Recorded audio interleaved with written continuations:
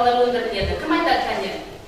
Газ, мұнай, алтын, алюминий. Отырамын. Тағы. Көмір және тағы басқа. Отырамын, дұрыс.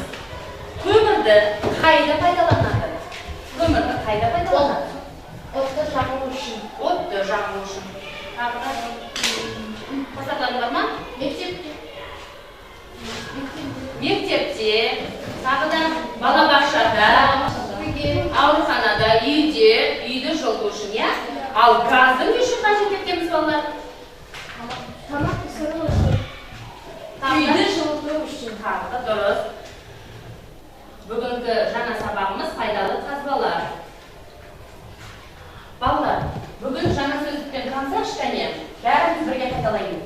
Пайдалы қазбалар, жер қойнауы, негіз, жанғыш, шикізат, күкірт, Сера. дұрыс. Енді балалар, сендерге тапсырма. Бүгінгі күнді жазамыз дәптерімізге, сынып жұмысы пайдалы қазбалар. Балалар, бері қараңдаршы. Пайдалы қазбалар жанғыш, кенге жатпайтын болып үшке бөлінеді екен, иә? Жанғышқа тас көмір, мұнай, газ жатады. Кендіге темір, мыс, қорғасын, алюминий, алтын, күміс жатады. Кенге жатпайтын тұз, аттас, мәрмәр, гранит, құм, саз жатады. Жанатын пайдалы қазбалар, қараңдар балалар.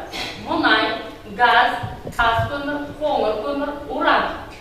Бұл мұнай мен газ Маңғыстау менен Атырауда өндіріледі, иә? Ал тас көмір, қоңыр, уран деген Екібастұз, Қарағанды, Солтүстік Қазақстан, Маңғыстау облыстарында.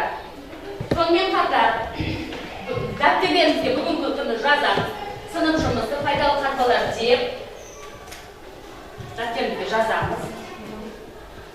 Мына жерде сендерге тапсырма берілген пайдалы қазбалардың атын жазамыз. Сипаттауы, қолдану аясы, кен орындары. Мына тапсырманы толтырамыз. Пайдалы қазбаның атын жазамыз. Сипаттауын, қолдану аясы, кен орындары. Сендерге тапсырма. Болған оқушылар қол көтереміз. Топтық жұмыс, бәріміз бірігіп жұмыс істейміз.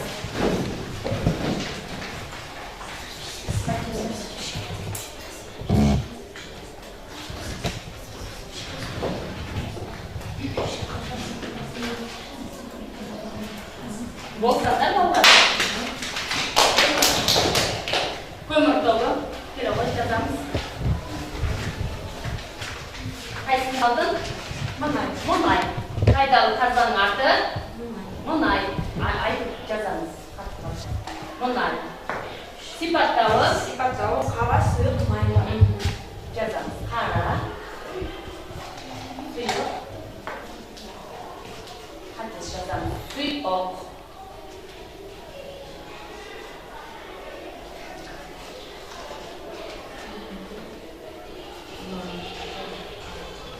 Қолдану аясы? Бензин, керосин, дизель, отын.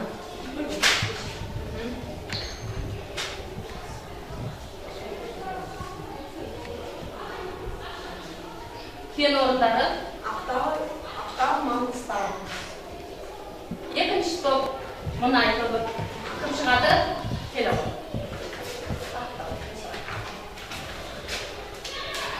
Мен Қамырдау. Пайдалы қазбаның аты? Көмір. Сипаттау, тас, көмір, қатты, майда, гранит. Жазамыз.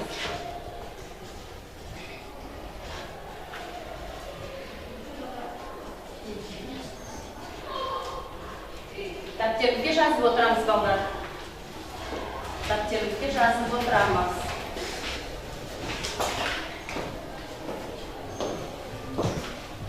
Дәптерімізге жазып отырамыз.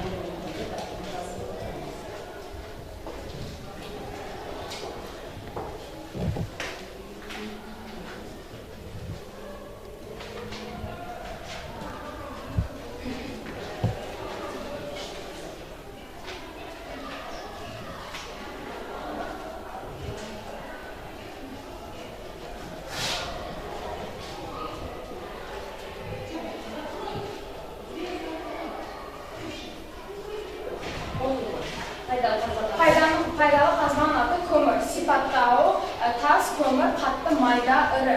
Қолдану аясы, жанғыш зат. Кен орындары, Қарағанды 2 баспес. Енді балдар. Енді. Мұнай тобы, көмір тобын бағалайыншы қане? Мұнай тобы, көмір тобы қалай жауап берді бүгінгі сабаққа? Өте дұрыс жауап берді. Қандай бал қоямыз? 10 бал. Қайсы балдар?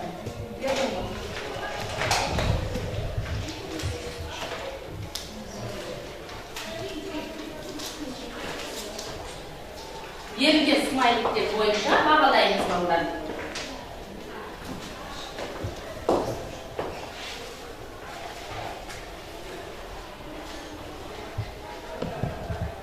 Жасмин. Олар өте жақсы Жауап берді, отыра отырыз. Сендер бағаланды. Олар да өте жақсы жауап берді. Бәрін біледі. Қанша қоямыз? 10 бал. 10 бал деген мынау 5. Сендер де 5 қоясыздар, иә? Енді балдар, тағы да бүгінгі жаңа сабағымызды еске түсіріп жіберейікші балдар. Бүгін жаңа қандай жаңа сөздіктер өттік. Қандай жаңа сөздермен таныстық? Пайдалы, қазбалы, жер қойнауы, жанғыш, шикізат, күкірт. Балдар, тез. Мысалы, үшеуге, 3 сөзге сендер сөйлем құрап жүріңдер, 3 сөзге сендер сөйлем құрап жүріңдер. Пайдалы, қазбалы, жер қойнауы дегенде сендер, жанғыш, шикізат, күкірт дегенде сендер. Тез.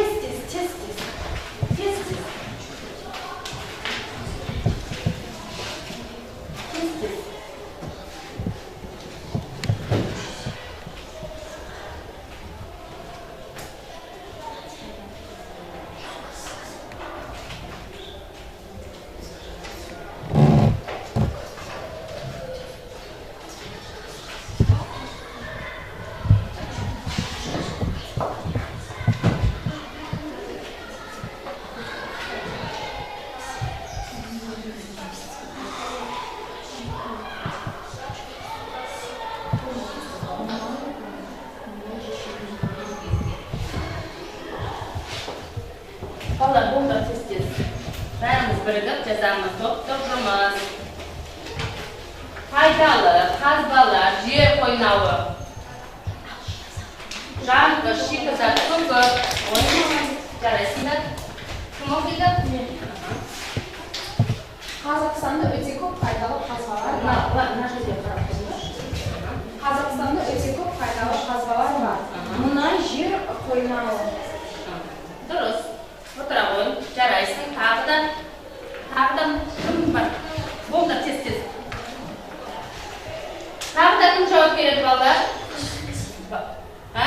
Тағыда кім жауап береді? Тез, кім айтады?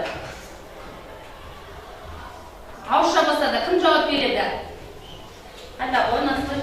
Қазақстанда өте көп жанғыш, шикізат, күкірт бар. Күкірт бар, дұрыс айтады, тағыда. Ауызша болса да тез жауап берекші, балдар. Болды тез.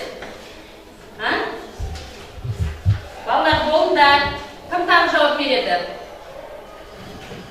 Ауызша болса да. Болды тез. Пайдалы қандай қазба байлықтар бар бізде? Мұнай,